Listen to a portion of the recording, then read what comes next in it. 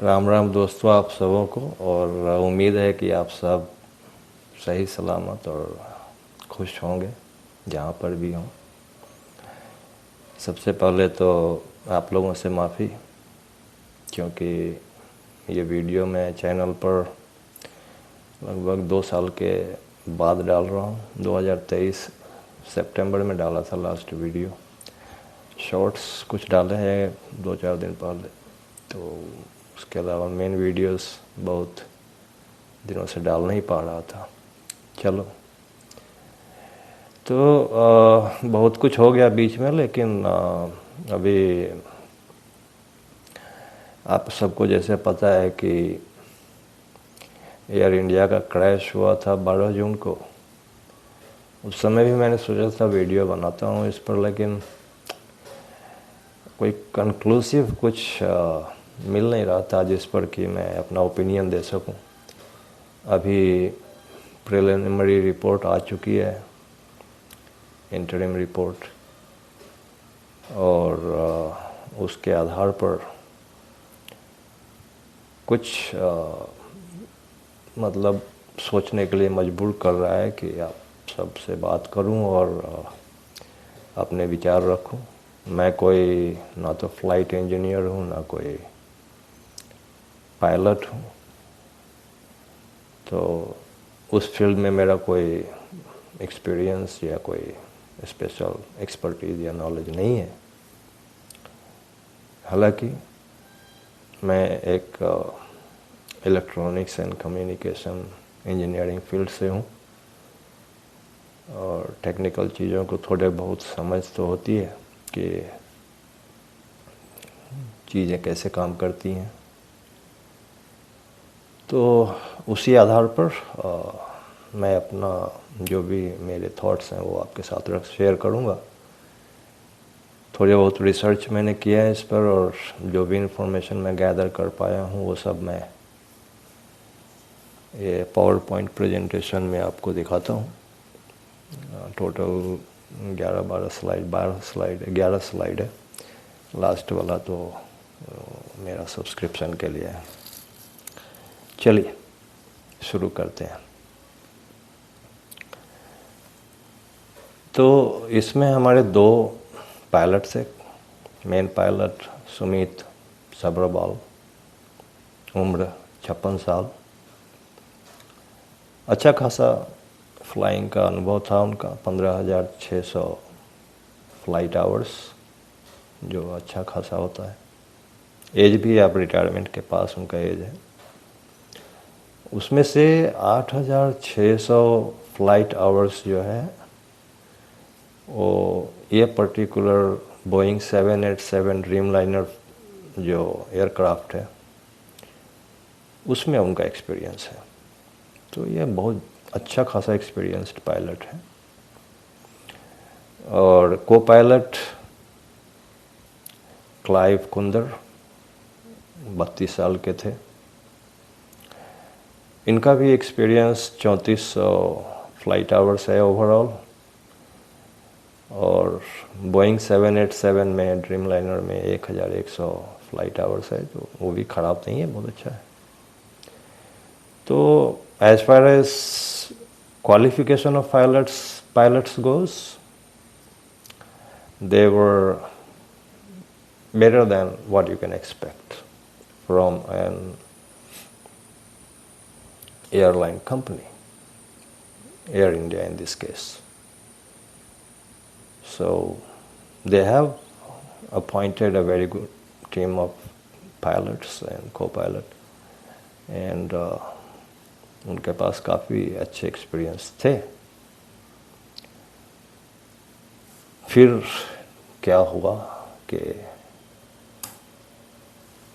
ये फ्लाइट ऐसे बुरे हादसे में फंसी।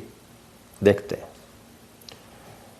तो फ्लाइट उड़ने के पहले का जो कंडीशंस, विंड स्पीड वगैरह जो था वो सब कुछ नॉर्मल था, कुछ भी उसमें गड़बड़ नहीं है। विंड स्पीड 6 से 11 किलोमीटर पर आवर के आसपास है। विजिबिलिटी 6 किलोमीटर है, जो नॉर्मल होता है। अगर कोई क्लाउड्स नहीं था, रनवे वगैरह कोई बर्ड हीट नहीं, कुछ भी नहीं। फ्लाइट टेक ऑफ टाइम 1:38 शाम के, लंदन के लिए। इसके पहले ये फ़्लाइट दिल्ली से अहमदाबाद आई थी। आपने कुछ पैसेंजर्स के, एक पैसेंजर पर्टिकुलर का वीडियो आपने देखा होगा शायद, उड़ते उड़ते कि कुछ चीज़ें काम नहीं कर रही थी। जैसे कितना सही है पता नहीं मुझे कि इसी फ़्लाइट का था, लेकिन उसमें उसने मेंशन किया है कि मैं दिल्ली टू अहमदाबाद जा रहा हूँ। तो वो उसमें हो सकता है यही पर्टिकुलर प्लेन हो जिसमें कि एंटरटेनमेंट कंसोल जो है वो काम नहीं कर रहा था प्रॉपरली। तो और अब थोड़ा सा टाइमलाइन को देखते हैं। जो ये प्रिलिमिनरी रिपोर्ट जो आई है उसमें पूरा टाइमलाइन दिया गया है कि क्या सीक्वेंस ऑफ इवेंट्स कैसे कैसे अनफोल्ड हुए, जो पूरे डिटेल है उसमें अच्छे खासे। इसमें बोल रहा है कि on 12th June 2025 air India's Boeing 7878 aircraft bearing registration number and the flight number assigned to it was AI423 from Delhi to Ahmedabad. And this flight landed at 11:17 IST, Indian Standard Time. 11:17 सुबह में ये Ahmedabad airport पर land करती है, जो दिल्ली से अहमदाबाद आती है ये पर्टिकुलर एरोप्लेन।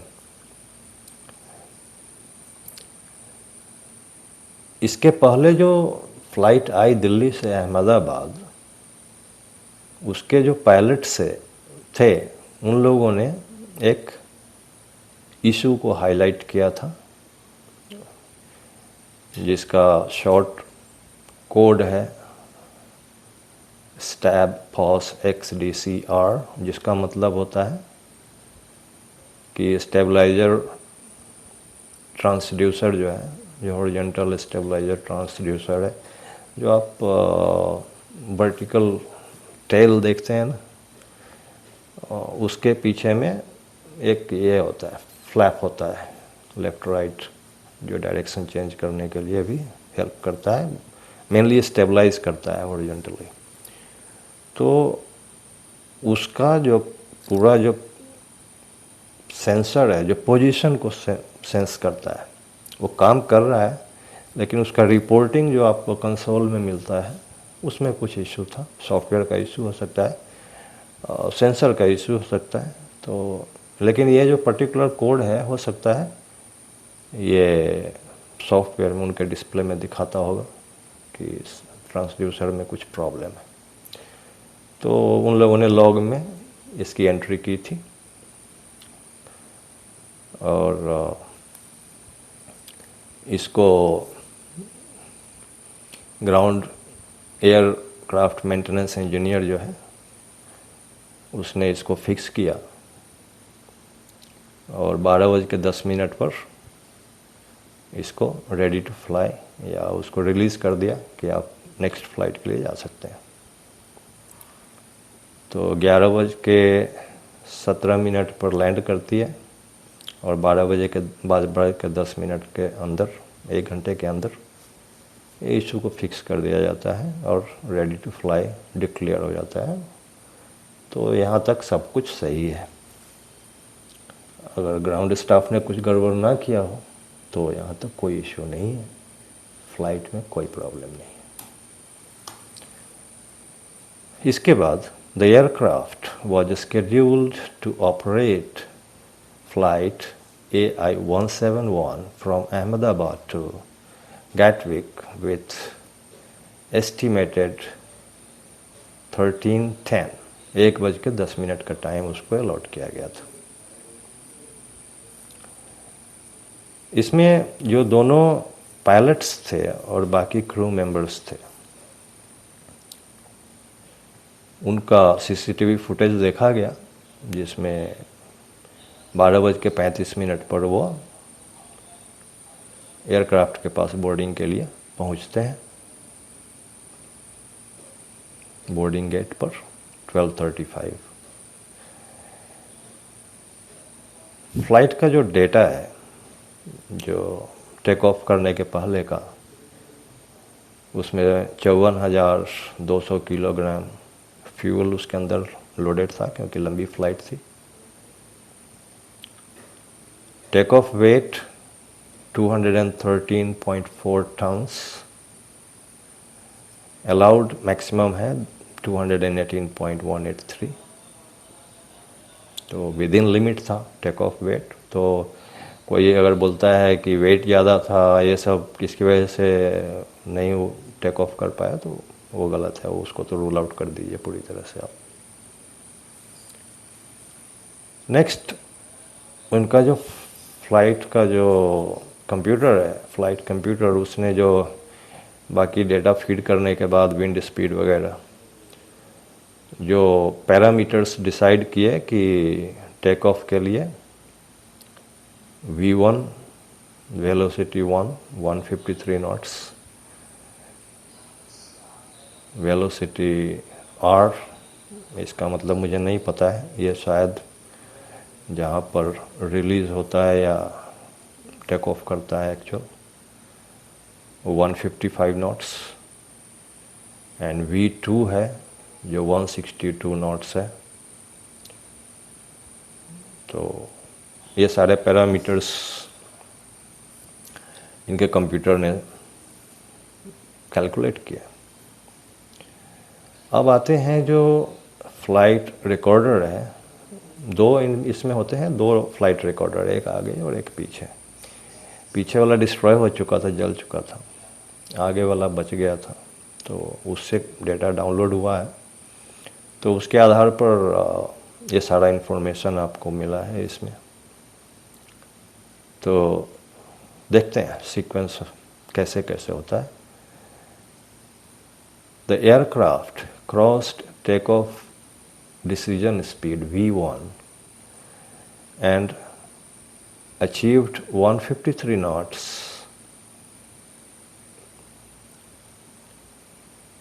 at 1:38:33 IST, 1:38:33 पर 153 नॉट्स का स्पीड मिल चुका था। The VR speed of 155 knots was achieved as per the flight computer EAFR at 1:38:35। 2 second के बाद VR स्पीड जो है, जहाँ पर कि वो रिलीज़ करते हैं, वो 1:38:35 पर मिल गया था वो स्पीड। और उस समय फ्लाइट टेक ऑफ करती है और 1:38:39 पर, मतलब 4 सेकंड हवा में उड़ने के बाद, टेक ऑफ करने के 4 सेकंड के बाद, सेंसर जो होता है इसके अंदर, इसके जो लैंडिंग गियर्स हैं उसमें सेंसर लगा हुआ होता है कि ग्राउंड पर जब होता है तो उसके वेट से वो फ्लाइट कंप्यूटर को बताता है कि अभी ग्राउंड पर है एयरक्राफ्ट, और टेक ऑफ करने के बाद वो रिपोर्ट करता है कि अभी एयर में है या ऑन एयर। तो उसमें रिपोर्ट कर रहा है कितने बजे, 1:38:39। ठीक है, तो 4 सेकंड के बाद कंप्यूटर में एंट्री होती है कि टेक ऑफ कर चुका है एरोप्लेन, और एयर मोड में ऑपरेट करना शुरू करता है। पूरा कंप्यूटर का जो है ना, सब कुछ चेंज हो जाता है उस समय। जैसे ही एयर मोड में आ गया तो उसके अनुसार बिहेव करना शुरू करेगा। the aircraft achieved the maximum recorded speed of 180 knots at about 13:38:42. 3 second के बाद जब ये आपका फ्लाइट कंप्यूटर जो है इन एयर मोड में शिफ्ट हो जाता है 39 सेकंड पर, और उसके 3 सेकंड के बाद जो है एयरक्राफ्ट मैक्सिमम स्पीड अचीव करता है जो 180 नॉट्स की होती है। ये हाईएस्ट स्पीड इस एयरक्राफ्ट का है। और इमीडिएटली उसके बाद engine 1 and engine 2 fuel cutoff switches transitioned from run to cutoff position one after another within a time gap of 1 second. ये थोड़ा सोचने के लिए मजबूर करता है। engine 1 and engine 2 का separate engine cut off switch और फ्यूल कट ऑफ स्विच है, ठीक है, दोनों अगल बगल में है। लेकिन वो ऐसा नहीं है कि आपका घर में जैसे ऑन ऑफ स्विच होता है कि एक्सीडेंटली दब गया, नहीं, वो स्प्रिंग लोडेड होता है और उसको आपको ऊपर की तरफ खींच करके और फिर पोजीशन चेंज करके फिर रिलीज़ करते हैं, तो फिर वहाँ पर लॉक हो जाता है। इस चीज़ को ध्यान में रखिएगा। इस पर हम अंत में थोड़ा सा और डिस्कस करेंगे कि ये जो लॉकिंग मैकेनिज्म है इस स्विच का इस पर्टिकुलर एयरक्राफ्ट में, उसमें कुछ इश्यूज हैं जिस पर हम बात करेंगे अलग से, ठीक है। तो ये दोनों switch with in 1 second cut off mode में चले जाते हैं, मतलब कि दोनों इंजन का फ्यूल सप्लाई बंद हो जाता है विद इन 1 सेकेंड। इस चीज़ को आप दिमाग में रखिएगा, इस पर सारा डिस्कशन होने वाला है हमारा। अभी हम और आगे चलते हैं टाइमलाइन में। लास्ट में इस टॉपिक को, इस चीज़ को याद रखिएगा कि 138:42 सेकेंड पर मैक्सिमम स्पीड रीच होने के बाद 180 नॉट्स का इंजन 1 और engine 2, engine 1 and 2 both got fuel cut off and it was not accidental. We will discuss about it. दोनों स्विचेस रन पोजीशन से कट ऑफ पोजीशन में चले जाते हैं with in 1 second. It is highly alarming. इसके बाद देखिए क्या हो रहा है। In the cockpit voice recording one of the pilots is heard asking the other, why did he cut off? तुमने इंजन का फ्यूल बंद क्यों किया? अगर एक्सीडेंटल होता, ऑटोमेटिक होता, क्या आप एक पायलट इधर बैठा हुआ है, एक इधर बैठा हुआ है, ये पायलट अगर हाथ इधर लाके कुछ करेगा ना तो हमको दिखाई देगा, वो एक आंख में आपका रजिस्टर हो रहा है, आप सामने देख रहे हो, लेकिन ये आकर के सामने बीच में आपका है थ्रोटल और उसके नीचे है आपका engine cut off switch. Throttle के नीचे छोटा छोटा सा 2 स्विच। तो आप तो थ्रोटल ऑपरेट कर रहे हो, क्योंकि जो को पायलट है वो फ्लाइट उड़ा रहा है। जो मेन पायलट है वो मॉनिटरिंग मोड में है, उनको खाली मॉनिटर करना है कि सारे पैरामीटर्स सही है कि नहीं, अगर कुछ गड़बड़ होता है तो वहाँ पर बोलना है। तो मेन पायलट यहाँ पर इंजन कट ऑफ करते हैं, ऐसा को पायलट को महसूस होता है। को पायलट पूछता है, why did you do this, why did you switch off the fuel. इसके जवाब में जो पायलट है वो क्या बोलते हैं, we did not do so. उसने बोला कि मैंने नहीं किया,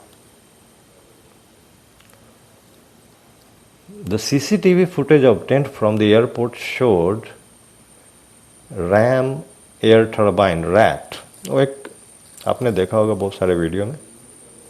वो इमरजेंसी नॉर्मली क्या है कि अगर इंजन में फेलियर हो जाए तो इंजन से पावर जनरेट होता है, अगर उसमें कुछ दिक्कत आती है तो फिर ये रैट जो है वो डिप्लॉय होता है, वो लैंडिंग गियर के जस्ट आगे होता है और वो टर्बाइन टाइप का वो आवाज़ भी आपने सुना होगा कुछ वीडियो में कि ड्रोन टाइप का साउंड कर रहा था। तो वो हवा से अपना एयरक्राफ्ट का जो स्पीड है उसकी वजह से हवा से वो टर्न हो करके और वो करीब करीब 5 किलोवाट तक या उससे भी ज़्यादा, इसमें कितने का था पता नहीं पावर, लेकिन 5 से 10 किलोवाट तक पावर जनरेट करता है, जो हाइड्रोलिक को भी ऑपरेट कर सकता है।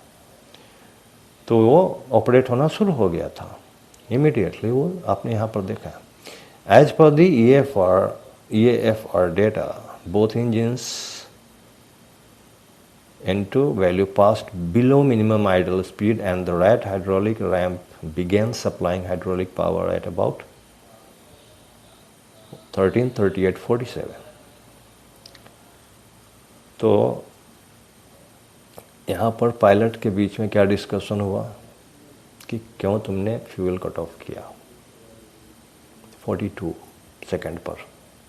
उसके 5 सेकंड के अंदर जब इंजन को पावर नहीं मिल रहा है तो क्या है ना, फ्यूल कट ऑफ होने के बाद भी 2-4 सेकंड का फ्यूल होता है वो पाइपलाइन में, ठीक है।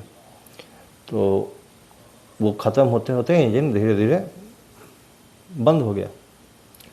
जैसे इंजन बंद हो गया तो पावर जनरेशन बंद हो गया। ये ऑटोमेटिक सिस्टम है, रैट डिप्लॉय हो गया 47 सेकंड पर। तो 5 सेकंड का गैप है वहाँ पर।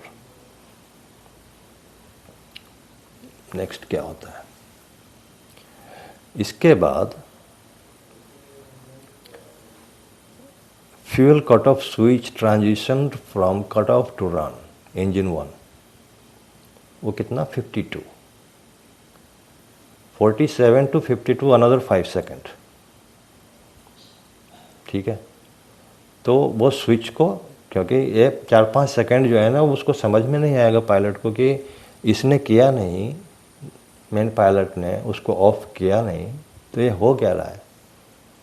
तो उसने वापस एक इंजन को डाला ऑन मोड में और उसके बाद वो काम करना शुरू किया इंजन, और वो पूरा कोशिश किया।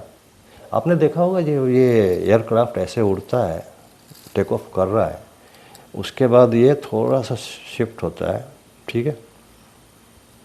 आपने देखा होगा ऐसे करके और फिर स्टेबल हो जाता है वो, मतलब स्टेशनरी टाइप का हो जाता है, फिर नीचे की तरफ जाने लगता है और थोड़ा सा मूव होता है ऐसे करके और फिर जाता है। तो उसी समय आप यहाँ पर देख रहे हैं कि एक इंजन ऑन करता है तो उसकी वजह से क्या है ना कि थोड़ा सा एंगल होता है, थोड़ा सा डिफरेंट डायरेक्शन में, स्ट्रेट नहीं जाता है वहाँ पर। और उसके 4 सेकंड के बाद 56 सेकंड पर 1:38 और 56 सेकंड पर इंजन 2 का भी कट ऑफ स्विच को उसने ऑन पोजीशन में डाल दिया, रन पोजीशन में डाल दिया, कट ऑफ से रन में वापस उसने डाल दिया। यहाँ तक मेडे का कोई कॉल नहीं दिया गया है, ठीक है। इसका मतलब ये होता है कि दोनों पायलट के बीच में हाथापाई टाइप का कुछ हुआ है, कम्युनिकेशन नहीं हो रहा है, बातचीत नहीं हो रही है। जैसे आप मान लो कि हमने आपका स्विच कट ऑफ कर दिया, आप देखोगे इधर बोलोगे क्यों कट ऑफ किया, वो बोला कि नहीं कट ऑफ किया, इसमें भी तो टाइम जा रहा है ना। उसके बाद वो वापस एक स्विच को ऑन कर रहा है, दूसरे स्विच को ऑन कर रहा है, उसमें रोकने की कोशिश कर रहा है एक दूसरे को। तो उसमें जो है 3-4 सेकंड, यह मैं एज्यूम कर रहा हूँ, ठीक है। नहीं तो दोनों स्विच पास में है, एक साथ दोनों को 1 सेकंड में जैसे दोनों ऑफ हुआ था 1 सेकंड के अंदर दोनों को ऑन किया जा सकता था, लेकिन यहाँ पर दिखाई दे रहा है कि 5 सेकंड का गैप है। इंजन 1 एंड इंजन 2 के कट ऑफ स्विच को ऑन होने में। इसका मतलब है कि दोनों पायलट के बीच में कुछ स्कफल हुआ है, दोनों के बीच में कुछ हाथापाई टाइप की चल रही है। एक ऑन करने की कोशिश कर रहा है, दूसरा ऑन करने की कोशिश को रोकने की कोशिश कर रहा है, उसको नहीं करने दे रहा है। इसी में 5 सेकंड का गैप आया है। ठीक है, इंजन 1 जो है जिसको 52वें सेकंड पर ऑन किया गया था, वो पूरी तरह से काम करना शुरू कर देता है, लेकिन तब तक फ्लाइट जो है ना काफ़ी नीचे आ चुका है। तो इसकी वजह से क्या होता है कि इंजन का नोज़ थोड़ा ऊपर की तरफ आता है, टेक ऑफ करने की कोशिश करता है वो। उसके कुछ देर के बाद इंजन 2 जो है वो करता है, लेकिन वो पूरी तरह से एक्सेलरेट नहीं कर पा रहा है, इसलिए उसमें क्या है, बार बार जो है इग्निशन, उसका जो फ्यूल इंजेक्शन जो है वो बार बार उसमें इंट्रोड्यूस किया जा रहा है। Automatically manage relight and thrust recovery sequence of ignition and fuel introduction.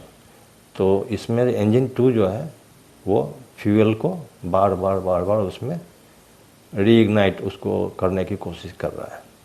ठीक है, स्टार्ट हो चुका है इंजन, लेकिन वो फुल पावर में नहीं आ पाया। उतना देर में तो देखिए आप क्रैश ही हो जाता है ना। तो ये अभी तक हम पहुंच गए हैं 38:56, 1:38:56। वापस स्विच को ऑन मोड में डाल दिया, रन मोड में। इसके बाद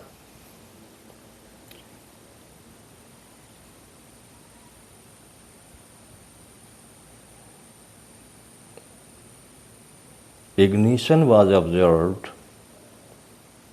to be rising for both engines। ignition है या कुछ और है? engine throttle, हाँ, engine thrust, okay, EGT, engine thrust। engine thrust was observed to be rising for both engines, indicating relight engine 1। engine 1's core deceleration stopped। दोनों engine का रीलाइट हो गया, मतलब इग्नाइट हो गया, दोनों स्टार्ट हो गए। इंजन 1 का core deceleration stopped, reversed and started to progress recovery. Engine 1 जो है रिकवरी में मतलब इनफ थ्रस्ट, जितना उसके कैपेसिटी है उतना थ्रस्ट जनरेट करने की कोशिश वो कर रहा है। Engine 2 was able to relight but could not arrest core speed deceleration।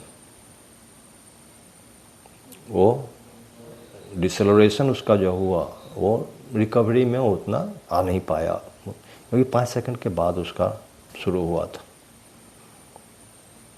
And reintroduced fuel repeatedly to increase core speed, acceleration and recovery। The EAFR recording stopped at 1:39:11, 1:39 और 11 सेकंड पर ये क्रैश हो चुका होता है, और इसीलिए फ्लाइट रिकॉर्डर जो है बंद हो जाता है। यहाँ पर 1:39 और 5 सेकंड हमने देखा था पीछे, 1:38 और 52 सेकंड और 56 सेकंड दोनों इंजन को वापस ऑन मोड में, रन मोड में डाला गया। 56 सेकंड और उसके बाद 9 सेकंड का ये गैप है। ठीक है, one of the pilots transmitted mayday mayday. तो जो पायलट फ्लाई कर रहा है वो 9 सेकंड के बाद लास्ट में कोई ऑप्शन नहीं बचता है तो मेडे मेडे बोलता है। उसमें एयर ट्रैफिक कंट्रोल जो है वो उनसे पूछता है कि क्या हुआ, उसका कोई रिस्पॉन्स नहीं मिलता है, और उसके बाद एयर ट्रैफिक कंट्रोल नोट करते हैं कि फायरबॉल वहाँ पर उठता है, एयरक्राफ्ट क्रैश कर चुका है। तो मेडे मेडे जो कॉल किया गया वो एकदम लास्ट मोमेंट में किया गया। 39:11 में क्रैश होता है, 39:05 मतलब 6 सेकंड पहले क्रैश के 6 सेकंड पहले जब सारे चीज़ फेल हो जाते हैं, रिकवरी पॉसिबल नहीं लगती है, क्योंकि पहले तो कोशिश करेगा ना पायलट की, चलो एक हाइट है, ऑलरेडी इन एयर है फ्लाइट, तो वहाँ से रिकवर करने के लिए engine 1 already full throttle and full capacity में रन होने लगा था, और इंजन 2 वो डिसेलरेशन से रिवर्स नहीं हो पा रहा था, और इसकी वजह से उसमें बार बार फ्यूल इंजेक्ट, ऑटोमेटिक सिस्टम जो है इनका बार बार फ्यूल इंजेक्ट कर रहा था और कोशिश हो रही थी कंप्यूटर के द्वारा। अब देखते हैं कि ये जो इशू मैंने बताया था आपको कि दिमाग में रखिएगा कि ये जो इनका कुछ डिज़ाइन इशू है, पर्टिकुलरली जो वो कट ऑफ स्विच है, फ्यूल कट ऑफ स्विच, उसको लेकर के बोइंग को कई बार ये रिपोर्ट किया गया है। पर्टिकुलरली बोइंग 737 एरोप्लेन्स में ये इशू आया है। बहुत सारे ऑपरेटर्स ने ये रिपोर्ट किया उनको कि ये जो फ्यूल कट ऑफ स्विच है वो ऑटोमेटिकली डिसएंगेज हो जाता है, मतलब रन मोड से ऑटोमेटिक कट ऑफ मोड में चला जाता है, तो उसका लॉकिंग होल्ड नहीं करता है। लेकिन इस पर बोइंग वालों ने, या FAA है जो फेडरल एविएशन कुछ अथॉरिटी होगा, उन लोगों ने एक गाइडेंस इशू किया कि आप अपना प्रोसीजर में इसको इंक्लूड कर सकते हैं। एक एडवाइस डाला, डायरेक्टिव, कि इसको चेक कर लें उड़ने के पहले स्विच को।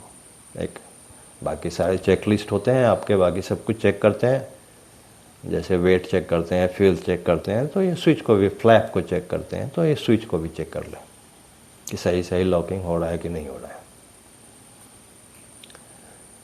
तो लेकिन एयर इंडिया ने बोला कि ये एडवाइजरी था, ये मैंडेटरी नहीं था, तो इसलिए हमने हमारे प्रोसीजर में इसको नहीं इंक्लूड किया हुआ था। इसका पार्ट नंबर जो है TL4TL8373D, वही सेम जिसके ऊपर इशू बताया गया, वही वाला पार्ट इसमें भी फिटेड था 787 में। 737 में भी था, यही पार्ट होता है, और ये 787 बोइंग ड्रीमलाइनर जो है, जो एयर इंडिया वाला क्रैश हुआ, उसमें भी सेम पार्ट फिटेड था, सेम पार्ट नंबर था। तो ये इशू हो सकता है कि ऑटोमेटिक डिसएंगेज हो जाए, कट ऑफ मोड में चला जाए, लेकिन प्रॉब्लम यहाँ पर एक है सोचने वाली कि ऑटोमेटिक कट ऑफ मोड में जाएगा तो दोनों स्विच एक साथ नहीं जाएगा। ये बहुत बड़ा कोइंसिडेंस हो जाएगा भाई साहब। आप समझ के देखो, गलती से हाथ लगना अलग बात है, हाथ लगने से वो वैसे भी होगा नहीं, लेकिन अगर वो कुछ इशू है कि लॉक होल्ड नहीं करता है और वो चला जाता है कट ऑफ मोड में, तो एक साथ दोनों नहीं जाएगा एक सेकंड के अंदर। ये कोई इलेक्ट्रॉनिक स्विच नहीं है, ये मैकेनिकल स्विच है। तो ये तो एक, और एक सेकंड के अंदर हुआ है, एक साथ दोनों नहीं हुआ है। तो आप नॉर्मली जब कोई स्विच ऑपरेट करते हैं तो दो स्विच को अगर एक साथ ऑन ऑफ करना है, दोनों फिंगर भी आप यूज़ करेंगे ना, तो कुछ मिली सेकेंड का या थोड़ा सा तो गैप होगा ही, एक एग्जैक्टली सिंक्रोनाइज्ड नहीं होगा। अब इसमें पॉसिबिलिटीज़ हम देखते हैं कि क्या क्या हो सकती है। पहले एक बार टाइम सीक्वेंस फिर से रिवाइज कर लेते हैं।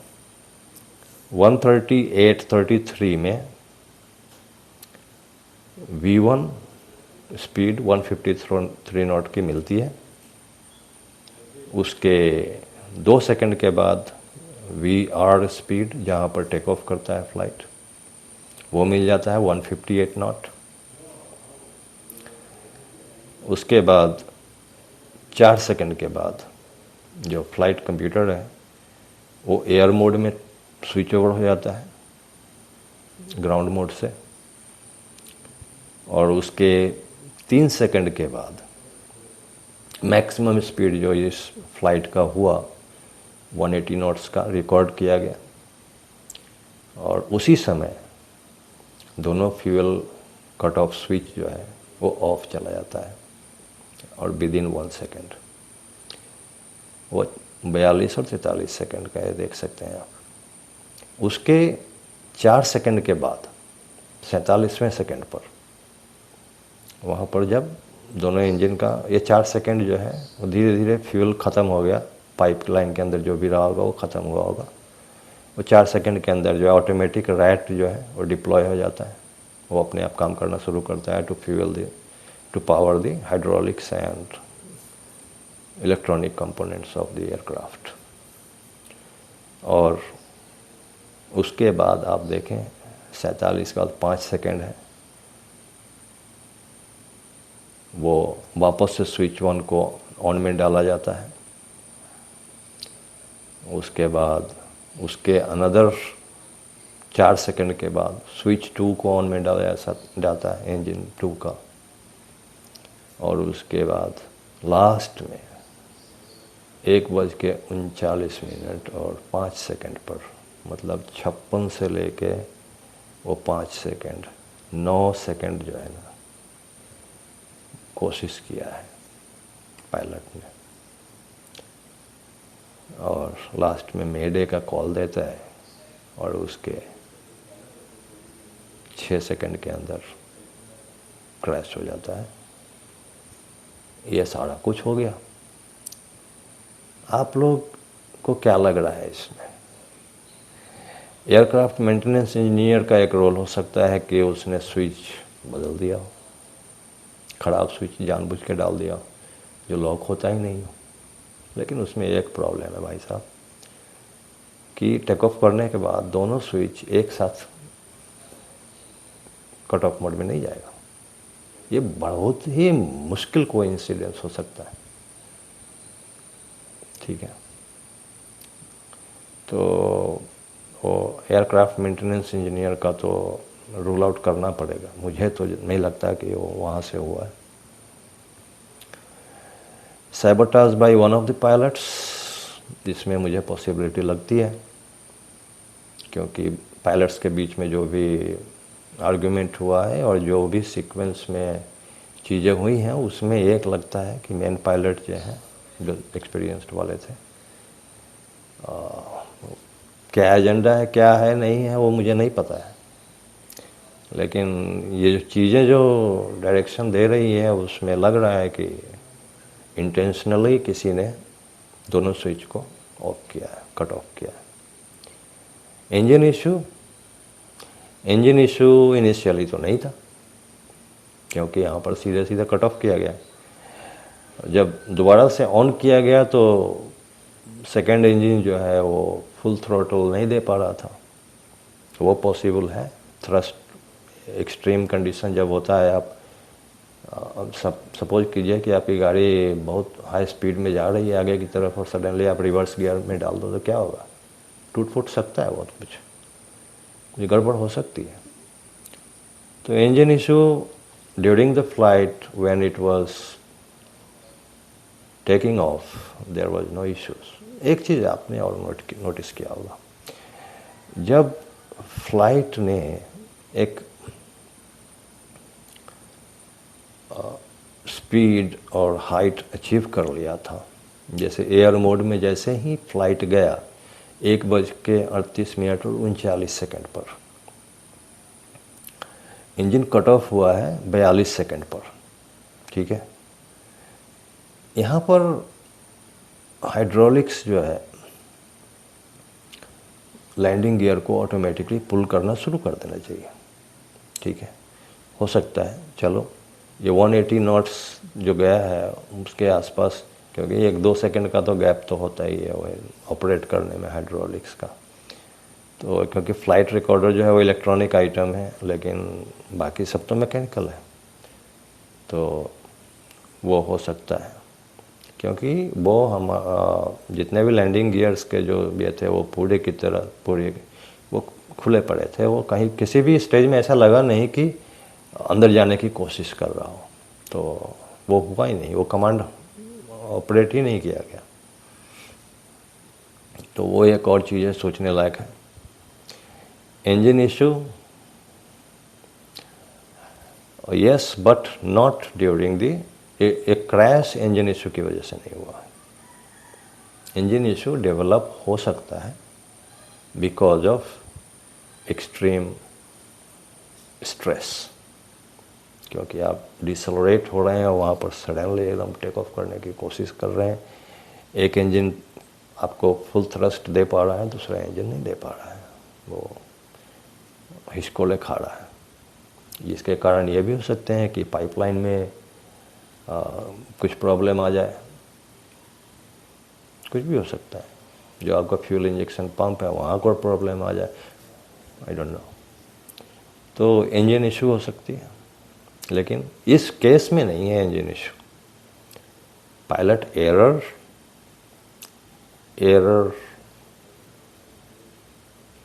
नहीं, पायलट एरर नहीं है इसमें। क्योंकि अगर पायलट एरर होता तो जैसे एक पायलट ने को पायलट ने जब पूछा why did you switch off, अगर उसका एरर होता वो sorry something like that, he simply refuses, he says I didn't do that. तो एरर तो नहीं है, इंटेंशनल हो सकता है। अगर इंटेंशनल है तो ये सैबोटाज नहीं, ये टेररिस्ट अटैक मैं मानता हूँ इसको। क्यों, कैसे, क्यों, किसने, वो सब इन्वेस्टिगेशन में आएगा। इंजन फेलियर की वजह से नहीं है। ऑटोमेटिकली दोनों स्विच एक साथ ऑफ पोजीशन में चले जाएं, ये इम्पॉसिबल है, नियर इम्पॉसिबल। या बिलियन या ट्रिलियन में भी एक इंसिडेंट नहीं हो सकता ऐसा, या हाईली इम्पॉसिबल है। दो स्विच गैंग्ड नहीं है, वो दोनों स्विच इंडिपेंडेंट सेपरेट स्विचेज हैं। वो दोनों में से हो सकता है कि एक चला जाए, ठीक है, एक इंजन फेल होगा, एक इंजन रुकेगा, दोनों एक साथ विद इन 1 सेकेंड ना। I can't believe it my self. आपको करना है, आप कर सकते हैं। तो मैं पायलट्स के ऊपर डाउट है मेरा, लेकिन फिर भी इन्वेस्टिगेशन में जो एक्सपर्ट लोग हैं वो लोग बेहतर लेके आएंगे इस पर इंफॉर्मेशन। लेकिन इसमें तो ये ह्यूमन एरर है, या ह्यूमन एरर कहिए या ह्यूमन इंटेंशनल कॉज इस एक्सीडेंट या इस क्रैश का, मेरी नज़र में। चलिए, आप लोग जो सोचते हैं वो इसके बारे में वो कमेंट में ज़रूर बताएं मुझे। आप क्या सोचते हैं इसके बारे में। आप ज़रूरी नहीं है कि मेरे से सहमत हो, और मैंने इस पर काफ़ी, मैं खुद को कोई एक्सपर्टीज़ नहीं रखता हूँ इसमें, फ्लाइंग और इसमें, लेकिन इस 12 जून से लेके अभी तक मैंने बहुत वीडियो देखे हैं, Indian and veteran experts and American experts or world over. Wherever the video has been uploaded, I have gone through all of them. I have not left anybody. Indian videos very less, because very few of them are real experts who can. Everybody was talking nonsense, but there are some really good people who have done really good job starting from the day one. And I've gone through all of them. I watched all of them. And finally, when the preliminary report came, I thought I should put up my thoughts and invite your thoughts as well. आप लोग क्या सोचते हैं इसके बारे में ज़रूर comment कीजिए, वीडियो को लाइक कीजिए, शेयर कीजिए, सब्सक्राइब करना मत भूलिए। अगर आप कुछ कंट्रीब्यूट कर सकते हैं, सपोर्ट कर सकते हैं मुझे, तो मैंने QR कोड डाला है, it will be appreciated. Thank you all of you and have a nice day.